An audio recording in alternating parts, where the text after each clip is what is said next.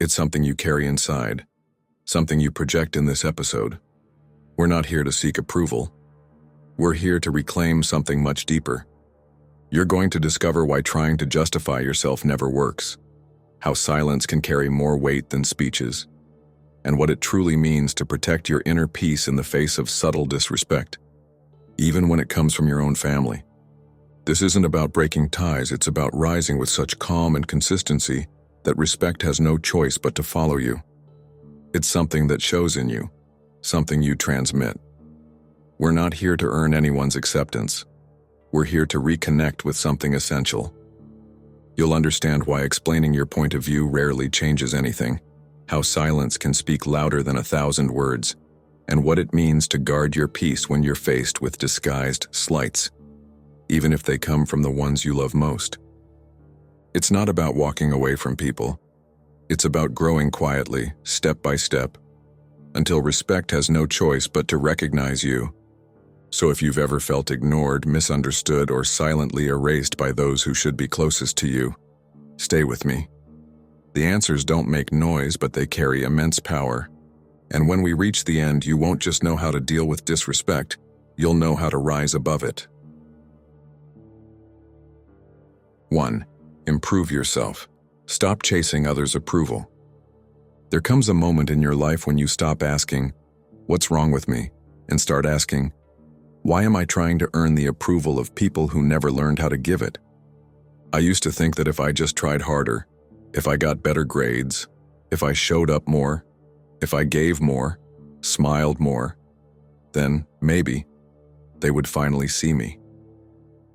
I stayed quiet during family meals, swallowed condescending remarks, let them mock my goals as if my dreams were a joke. I thought that if I could be discreet enough, polite enough, useful enough, I would finally earn their respect. But the truth was much clearer and at the same time harder to accept. Some people, even your own family, are so trapped in their own insecurities that they are incapable of recognizing your growth. Your progress doesn't inspire them, it unsettles them. Because seeing you move forward reminds them of everything they refuse to pursue. That was my breaking point. I stopped trying to fit into the outdated image they had of me. I didn't make announcements. I didn't offer explanations. They started asking questions. They began watching from a distance. Because there's a truth you won't find in any family manual. When you no longer need their validation, you take away the power they had over you. That respect you begged for, it was never theirs to give, it was always yours. You just had to reclaim it. Respect isn't earned by chasing it. It's commanded, quietly, consistently, unapologetically, by walking with it. And here's a deeper truth, a Stoic lesson. People rarely respect what they can control. The more predictable you are, the easier it is to overlook you. The more emotionally reactive you are, the more they'll test your boundaries. But when you develop a discipline that doesn't need to speak loudly, when your silence says more than your explanations, you become impossible to ignore. Your job isn't to re-educate those who are committed to misunderstanding you. Your job is to rise so firmly that their old perception of you becomes unsustainable. You can't teach self-respect to someone who's never practiced it. And you can't expect admiration from those who have only ever admired their own ego. So stop knocking on closed doors, build a new one, create a new life, and let them hear the echo of your transformation through the walls they tried to trap you in. Because the uncomfortable truth is this: you will never receive respect from those you're constantly trying to please. And why? Because they can't respect what they secretly resent. Your growth, your boundaries, your peace. Those are their triggers. So what should you do? Stop justifying yourself. Stop hoping that one day they'll understand you. Stop begging for attention. And become someone impossible to ignore. Make your focus so intense, your inner strength so solid that even their silence starts to sound like curiosity. Because that's the moment the world, even your own blood, finally begins to watch. In silence. 2. Emotionally detach. Protect your inner peace. There was a time when a passing comment from a family member could ruin my entire week. It didn't even have to be a direct insult. Sometimes all it took was a sarcastic smile when I shared my goals, a dismissive glance when I spoke about something I was passionate about, or worse, the kind of silence that weighs heavier than words. That silence that says, "We don't take you seriously," louder than any sentence ever could. I used to carry those moments like a slow-burning fire in my chest. I would replay the scene over and over, imagining clever comebacks I never said, justifying myself in imaginary dialogues, trying to win arguments that never even happened. And I'd wonder why every family gathering left me emotionally drained. But over time I realized it wasn't them draining me. It was me. Because I kept handing them the keys to my emotional world, over and over. Every time I got upset, over-explained, left feeling angry, or shut down in silence, I was saying just one thing: you still have access to my peace. And that's exactly what fuels many people, the knowledge that they can still knock you off balance with just a look, a phrase disguised as concern, or a subtle jab. The moment you show that their digs, their passive-aggressive remarks, or their coldness can rattle you, you're handing over power they never earned. I'll never forget the day I took that power back. It was at a family dinner, one of those long, surface-level gatherings where everyone smiles with their mouths but competes with their eyes. A relative leaned in with that all-too-familiar smirk and said, "And you? Still playing around with that little project of yours?" It was bait. In the past, I would have fallen for it. I would have jumped to defend myself as if I had something to prove. But that day, something inside me shifted. I looked at him calmly, smiled, and said, "Still building. You'll see." Then, just like that, I turned to someone else and asked how their week had been, and I never thought about it again. That moment didn't just quiet the room, it transformed me. Because for the first time, I didn't fight for respect. I simply stopped needing it. That's emotional detachment. It's not coldness. It's sovereignty.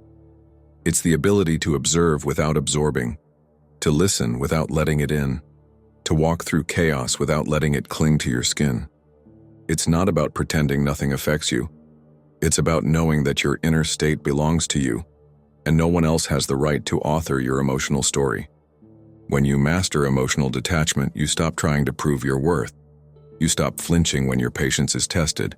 You stop shrinking to fit the limited image others hold of you in their insecure minds. You no longer explode, over-explain, or perform. You remain calm, steady, and clear, because you know, truly know, that their words, their tone, their silence, none of it defines you. In fact, it says far more about them. Their sarcasm is just masked insecurity. Their fake superiority is nothing more than armor to hide regret. Their passive aggressiveness is just pain trying not to look weak.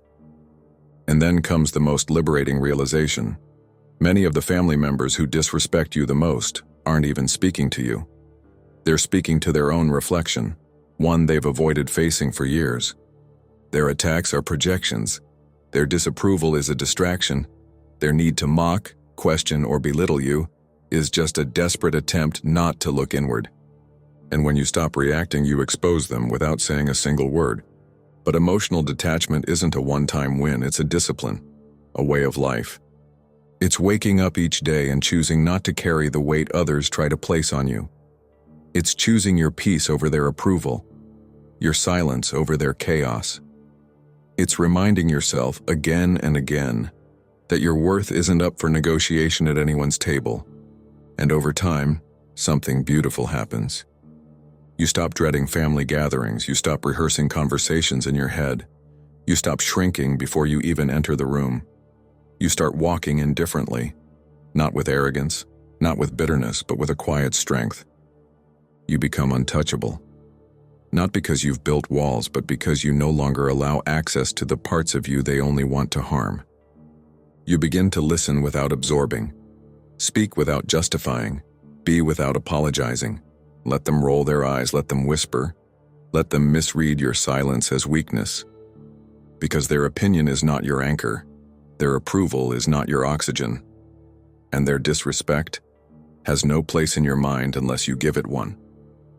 Emotional detachment is not an escape.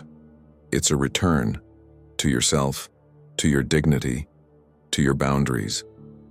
It is the art of protecting your soul in a world, and sometimes even in a family, that tries to bend it. And when you practice this art long enough, you stop chasing respect. You radiate it. Not through noise, but through silence, not with arguments, but with presence. Not by seeking to be understood, but by being at peace with being misunderstood. That is the Stoic path. That is real power. And that is how you stop being affected and start being respected. 3. Build in silence. Let your work speak for you. There's a very particular kind of pain that comes from feeling invisible in a room full of people who, in theory, should be your first audience, your family. It's not a loud pain. It doesn't scream.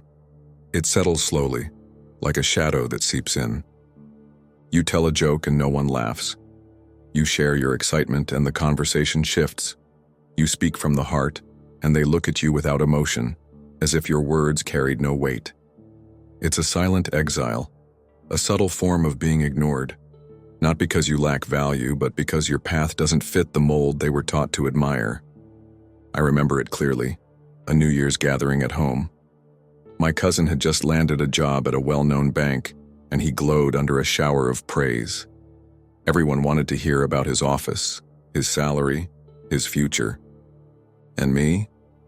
I had just finished my first documentary, a project I poured my soul into. No budget, no rest, but my heart was full.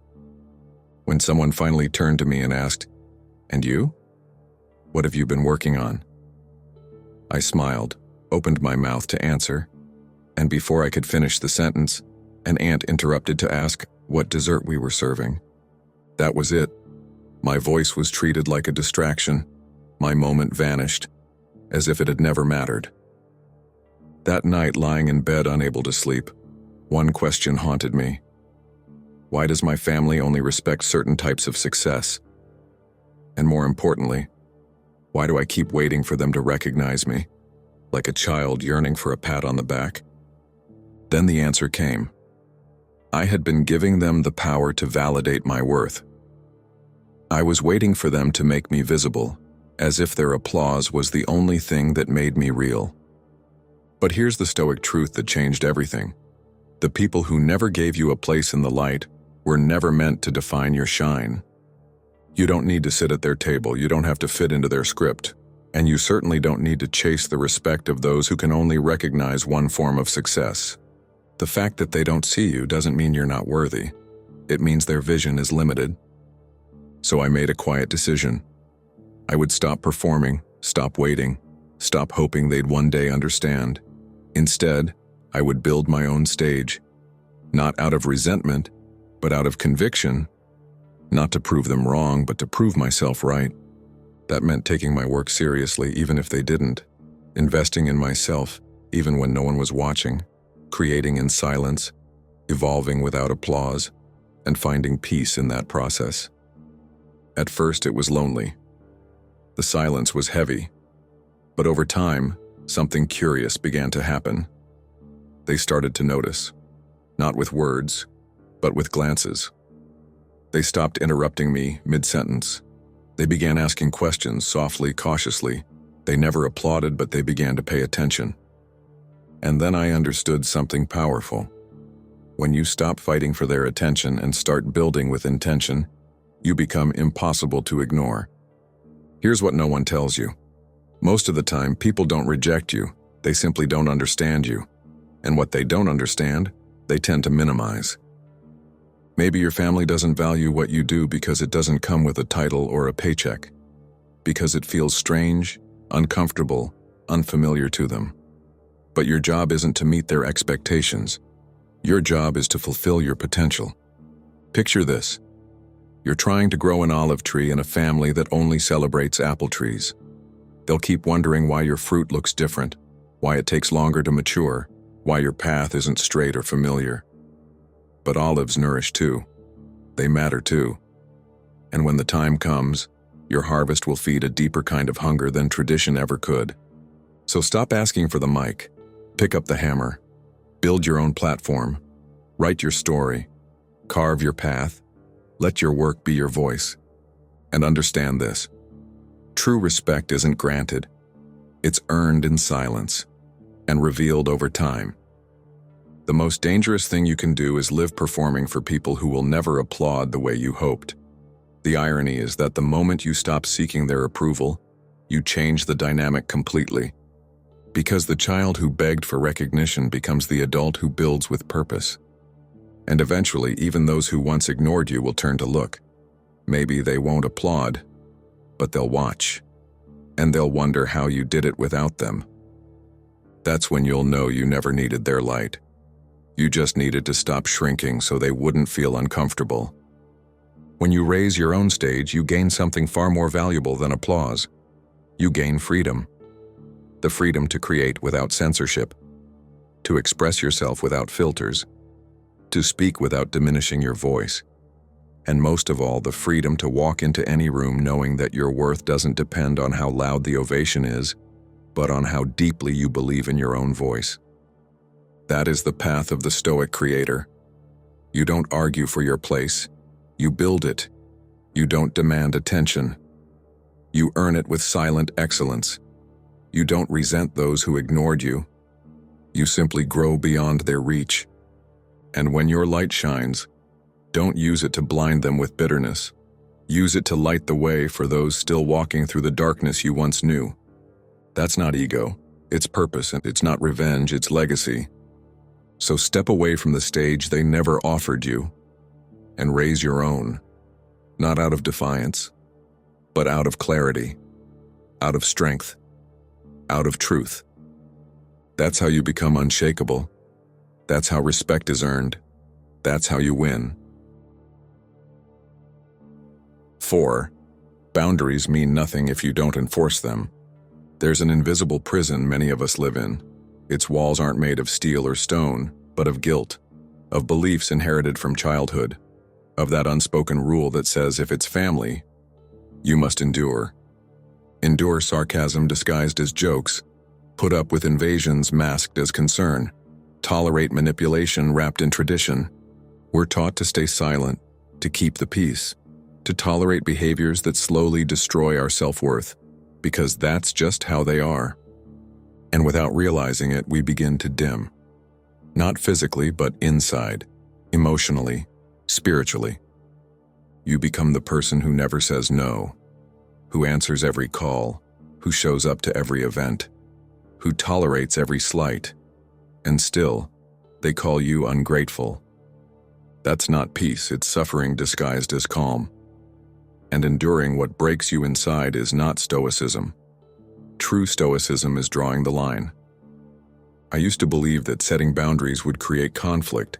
I thought that if I established them, I'd break something sacred, that I'd be seen as cold, distant, indifferent. But I learned something fundamental. Boundaries aren't walls meant to push people away. They're doors that teach others how they can enter. They're the frame that protects your peace. And the moment you begin to enforce them, everything changes. Not because others change, but because you decide not to let their chaos dictate your story. I'll never forget a personal experience that taught me this. I had a family member who only reached out when they needed something, or worse, when they wanted to remind me that, in their opinion, I was living my life all wrong. Every call left me drained. The conversations were loaded with criticism disguised as advice, with passive-aggressive remarks about my choices, my career, my values. But I kept answering. Why? Because I had internalized the idea that being good family meant always being available. Until one day the phone rang again. Same name on the screen, same knot in my chest. And for the first time, I didn't answer. I flipped the phone over, went for a walk, and felt something awaken inside me. It wasn't about rejecting them. It was about choosing myself. That silence, uncomfortable at first, became sacred, and I realized something crucial. A boundary only has power if you're willing to enforce it. Saying, "I don't like how you talk to me," is easy. But if you let it happen again and do nothing, that wasn't a boundary, it was a wish. And wishes don't change patterns. Actions do. You must say it and stand by it. If you raise your voice, I will end the conversation. And then do it. You must say it with clarity. If I'm disrespected at family gatherings, I won't keep showing up just to please others. And follow through. Unenforced boundaries are just decoration. They look nice in theory but hold no real power. And when you start enforcing them, yes, there will be reactions. They'll say you've changed, accuse you of being cold, distant, ungrateful. But remember, the ones who get most upset about your boundaries are the ones who benefited the most from you not having any. That's why setting boundaries with family can be the hardest, because it forces you to face a painful truth. Love doesn't always come with respect. And sharing the same blood doesn't give anyone the right to invade your peace without limits. That's not cruelty, that's clarity. Imagine a friend who shows up at your house every week without asking. You've kindly said, "Please let me know before coming." He smiles, nods, but shows up again next week anyway. If you keep opening the door, you're not setting a boundary. You're training him to ignore it. Now apply that to your emotional space. How many times have you said, "I don't want to talk about this," only to be dragged back into the same exhausting debate? How many times have you been humiliated in the form of a joke and let it slide because that's just how he is? That's not kindness. That's self-abandonment. Boundaries don't mean cutting people off. They mean cutting off behaviors that harm you. They're not a declaration of war. They're a declaration of dignity. And enforcing them doesn't require shouting or demanding. It requires calm firmness. It's saying no without apologizing. It's hanging up when the tone shifts. It's walking away when respect disappears, not to punish but to protect yourself. Slowly the dynamic changes. Some will adjust.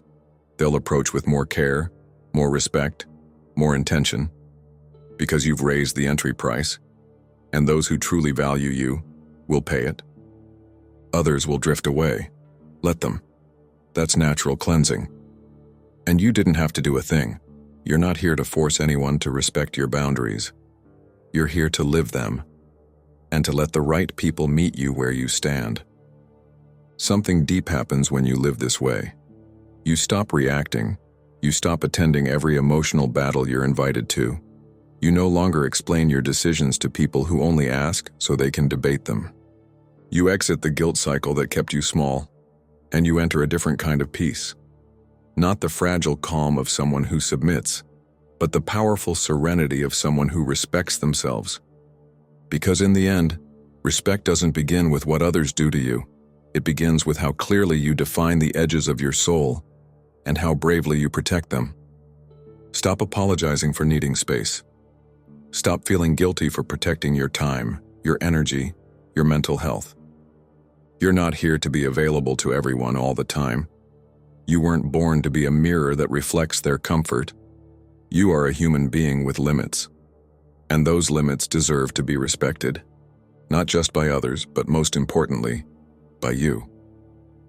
So draw the line. Not from anger, from truth. Enforce it. Not with force, with firmness. Let the world adjust or walk away. Either way, you will be free. And in that freedom, respect doesn't just arrive. It stands tall. 5. Stop justifying yourself. Start affirming yourself. There's a kind of exhaustion that doesn't come from doing too much, but from saying too much, over and over, to people who never intended to understand you. You set a boundary and they challenge it. You say no, and they demand an explanation. You make a decision that holds deep meaning for you, and instantly you receive skeptical looks, unsolicited advice, and warnings disguised as concern. Be realistic. That's not how things are done. Why would you risk everything for that? And without realizing it, your life becomes a courtroom. You're no longer living, you're testifying. And the hardest part is that the ones who demand those explanations are often the very people who should trust you without needing them. I remember skipping a family gathering one weekend. It wasn't out of rebellion or coldness. It was because I needed that time to work on a project that truly meant a lot to me. It wasn't glamorous, no one would see the effort. But to me, it mattered. The next day, my phone buzzed with a message from a family member. "Why didn't you come yesterday? Do you think you're better than us now?" For a moment, I started typing a long reply. I wanted to explain the deadline, how important the project was, the mental fatigue I'd been carrying. But I stopped, not out of anger, but out of awareness. I knew what I was going to say, but I also knew it wouldn't matter, because that person wasn't genuinely curious. They were offended, and what they wanted was for me to soothe their discomfort by becoming the version of me they found easier to tolerate. That's when I realized something deep. Over-explaining isn't a path to connection. It's a form of self-abandonment. You don't explain to be understood, you explain because deep down, you're still seeking permission. But what if you stopped? What if your decisions didn't have to be presented as evidence to a jury? What if clarity with yourself was enough? Here's the truth. The people who truly see you don't need a speech to respect your no. They don't need a breakdown of every emotion, every past wound, every logical decision, just to accept that you're protecting your well-being. Those who demand explanations for everything, especially when your decisions are rooted in emotional health, are often the ones most threatened by your growth. Because your evolution disrupts the comfort they have in feeling like they control you. Stoic philosophy teaches us, what others think of us is not our concern. What matters is what we think of ourselves and whether our actions align with our values. Marcus Aurelius put it clearly. Don't waste time debating what a good man should be. Be one. In other words, live your truth and let your actions speak louder than any defense. Over-explaining is a form of emotional compensation. It's what we do when we still feel like we haven't earned the right to simply be. But you've already earned it. You've earned the right to decline an invitation without writing a novel. You've earned the right to follow what lights up your soul, even if it doesn't look impressive from the outside. You've earned the right to walk away from those who feel entitled to your time, but take no responsibility for their impact. You don't owe anyone a breakdown of your healing. You don't owe a map of your career change. You don't owe a dissertation on why you value silence over shallow conversation. The more you explain, the more you open the door to judgment. Not because you're wrong, but because you're presenting your life as if it's up for a vote. And when your decisions are up for debate, your dignity is too. The strongest people don't make noise, they are clear. They move with intention, not justification. I once heard a phrase that stayed with me. Your peace doesn't need witnesses. You don't need a courtroom to validate your boundaries. You need courage to hold them quietly. Imagine saying to a family member, "I don't want to keep engaging in that conversation because it leaves me drained."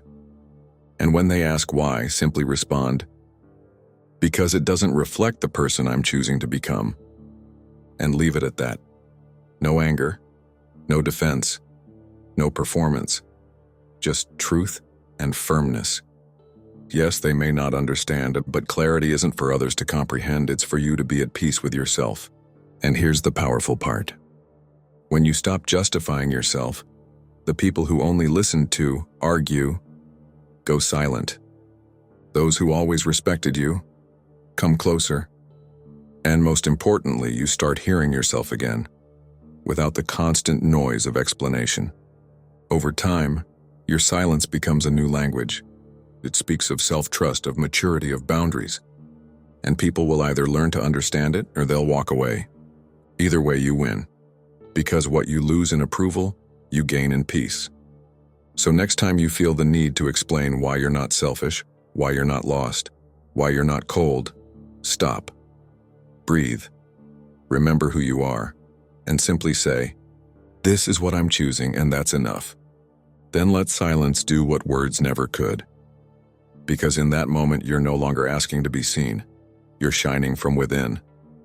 And when you do that consistently, something beautiful happens. You no longer need to be understood. You no longer need to be approved. You just need to keep walking, and those who truly respect you will walk beside you, with no explanation needed. 6. Protect your inner world. Share less. Sometimes the deepest pain doesn't come from rejection, but from being known and then ignored. It's a silent betrayal that leaves a void when you open your soul to someone you trust, and that trust is met with indifference, sarcasm, or subtle mockery. And it hurts even more when the person across from you shares your blood. You believe they should understand you, that they should care. But instead, your vulnerability makes them uncomfortable, your emotions feel like too much, and your story becomes something they minimize or ridicule. I learned it the hard way. One afternoon, I sat in front of a family member and shared a personal experience I had carried for years. I wasn't looking for pity, just genuine connection. I shared something I had never said out loud before. Something that had deeply marked me. I was honest, I was vulnerable. And when I finished, they barely blinked. Then they said, "I'll never forget that you think your experience was hard. That's nothing compared to what I went through." No empathy, no interest, just a comparison that completely erased what I had just shared. In that moment, I didn't just feel ignored, I felt erased. And that's the great risk of opening up in the wrong places. It's not weakness to show yourself. The issue is placing your bravery in hands that don't know how to hold it. Stoic philosophy teaches us to protect what is sacred, to guard our inner life with wisdom. And your truth, your dreams, your wounds, your hopes are sacred territory. They are not to be given away lightly. They are not to be exposed to those who treat them like gossip or ammunition. Because when you do, you're not being vulnerable. You're betraying yourself. Let's be clear. Vulnerability isn't the problem. Being vulnerable in safe places is a sign of strength. But when it's one-sided, when it comes from a desperation to feel validated, when it's offered to people who haven't earned your trust, it becomes something very different. It becomes self-abandonment. Opening up to someone emotionally immature is like handing a glass of water to someone with greasy hands. Not only do they fail to understand you, they might break you in the process. And we do this more often than we think. We share our fears, our doubts, our deepest ideas, with the hope that this time they'll understand us. That this time, they'll see us differently. But people who've spent years misunderstanding you aren't suddenly going to wake up with a new perspective. The aunt who always criticizes how you live, the cousin who turns every story into something about themselves, the sibling who reduces your emotions to a joke. These people don't deserve direct access to your inner world. The Stoics were clear: protect your peace, guard your energy. Your soul is not public property. And not everyone who shares your last name has the right to enter your most intimate battles. Ask yourself, do I feel lighter or heavier after speaking with this person? Do they hold space or invade it? Have they ever used my vulnerability against me? If you can't answer those questions peacefully, it's time to reassess who you're opening the door to. I used to be an open book. I thought being honest with everyone, especially family, was a way to show love. What I didn't understand was that not everyone has the emotional capacity to hold what you carry, and that doesn't make them bad people. It's just reality. Some people don't want to connect with your real essence. They prefer the version of you that stays quiet, compliant, surface level. When you bring your truth to the table, they get uncomfortable.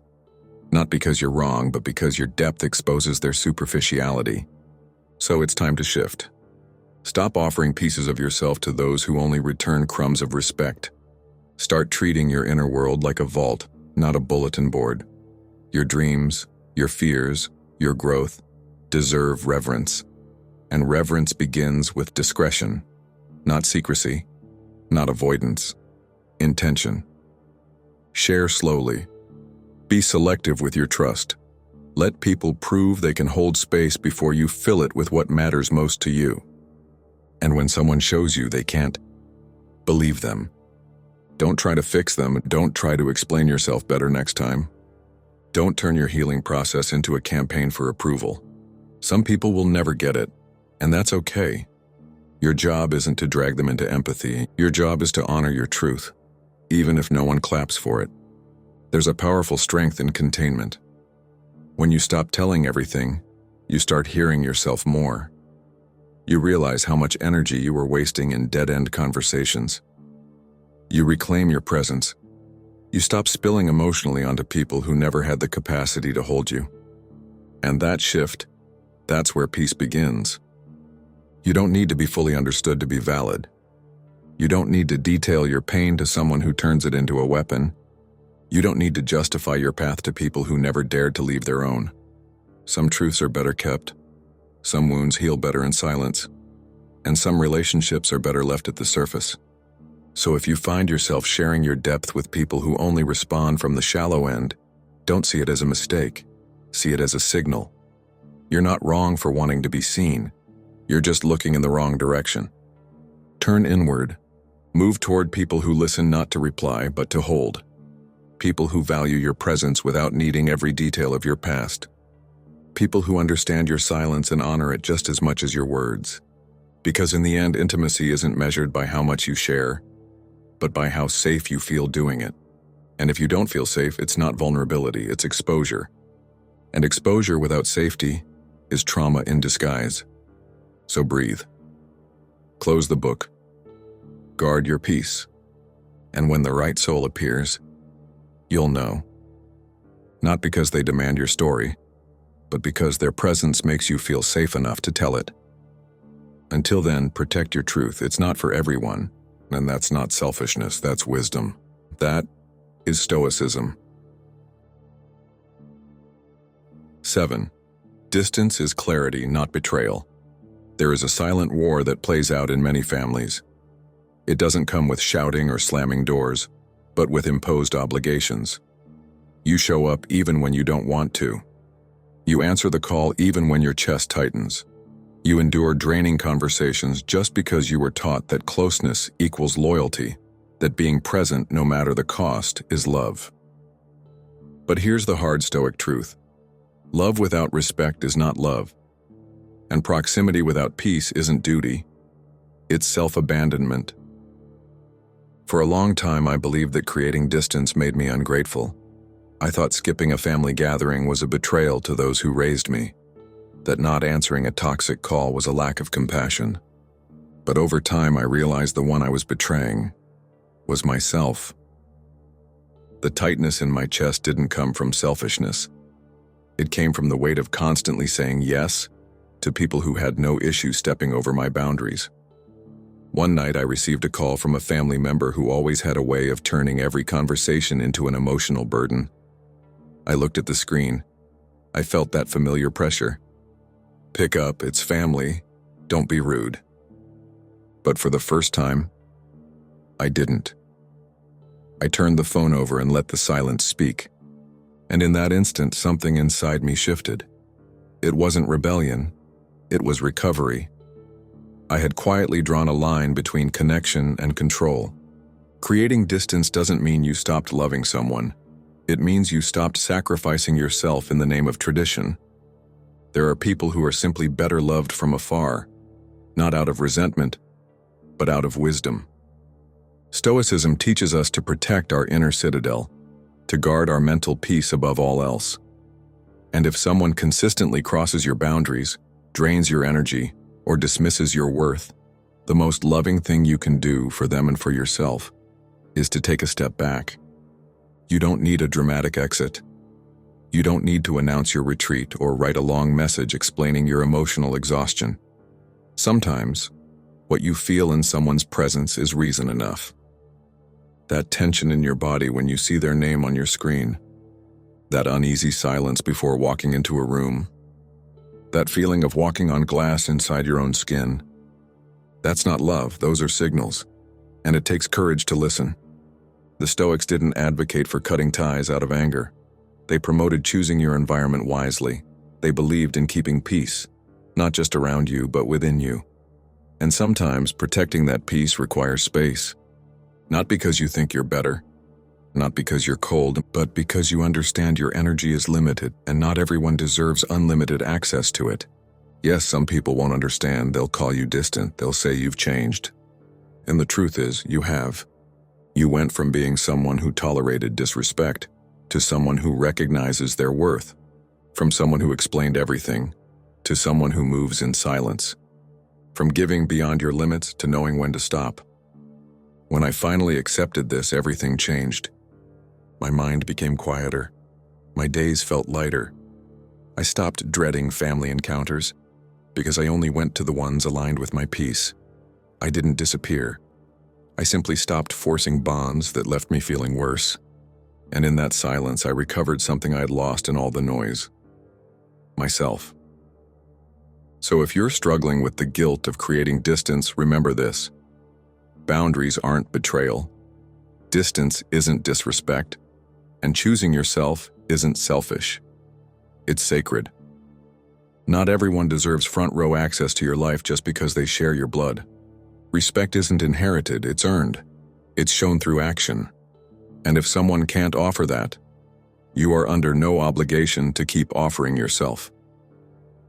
In the end, peace is a choice, one that often begins by taking a step back.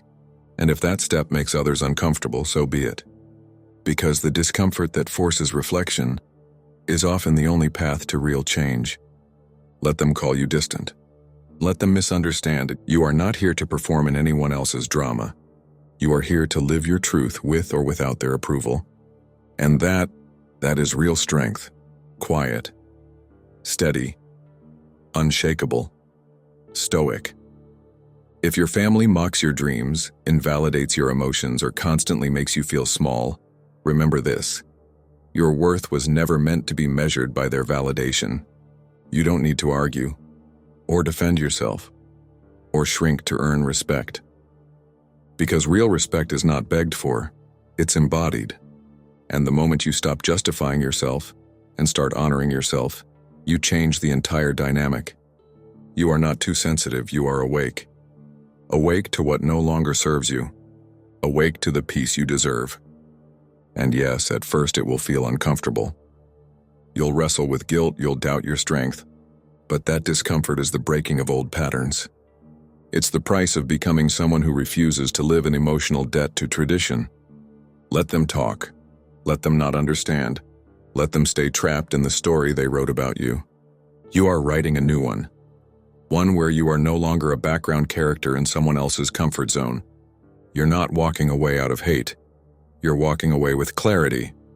So if this message resonated with you, take a breath and say, I choose peace. It's a small declaration, but sometimes the deepest changes begin with a simple step. And if you found value here, consider subscribing to keep exploring this path of quiet strength and inner truth. Your next step might just be one episode away. Keep walking your path with calm, with purpose, and with the unshakable certainty that you deserve to be treated like someone who matters. Always.